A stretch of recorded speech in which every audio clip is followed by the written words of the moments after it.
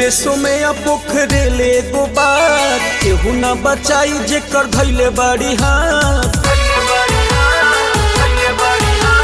सुन रे सोमया पोखरे ले गोबार केहू ना बचाई जेकर धैले बाड़ी हाथ।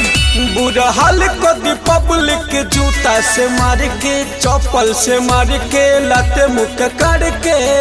अरे बापो तोरे जानत होई है पवन सिंह स्टार के। माइयो तोरे जानत होई है पावर स्टार के।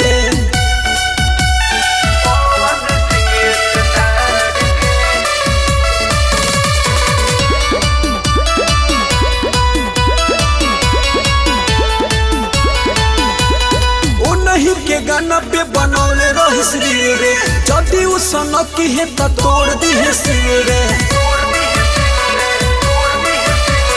ओ नहीं के गाना पे बनौले रही सिर रे जदि उ सनक है त तोड़ दी है सिर रे। सोची समझ के बोल तनी मुहवा संभार के मुहवा संभार के मुहवा संभार के। अरे दादो तोर जानत होई है पवन सिंह स्टार के।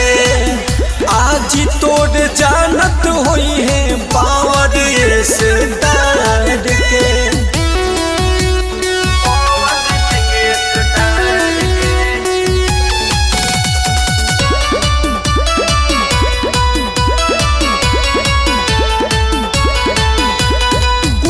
तू बोल के बनल चाहता रे सीट रे 2 दिन के लौंडिया ढेर बन जन ढीठ रे। पूछो तू बोल के बनल चाहता रे सीट रे 2 दिन के नचनिया ढेर बन जन ढीठ रे।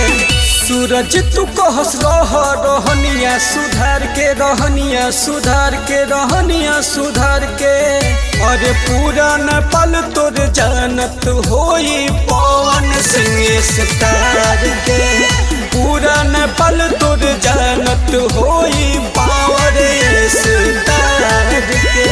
SN digital recording studio Delhi.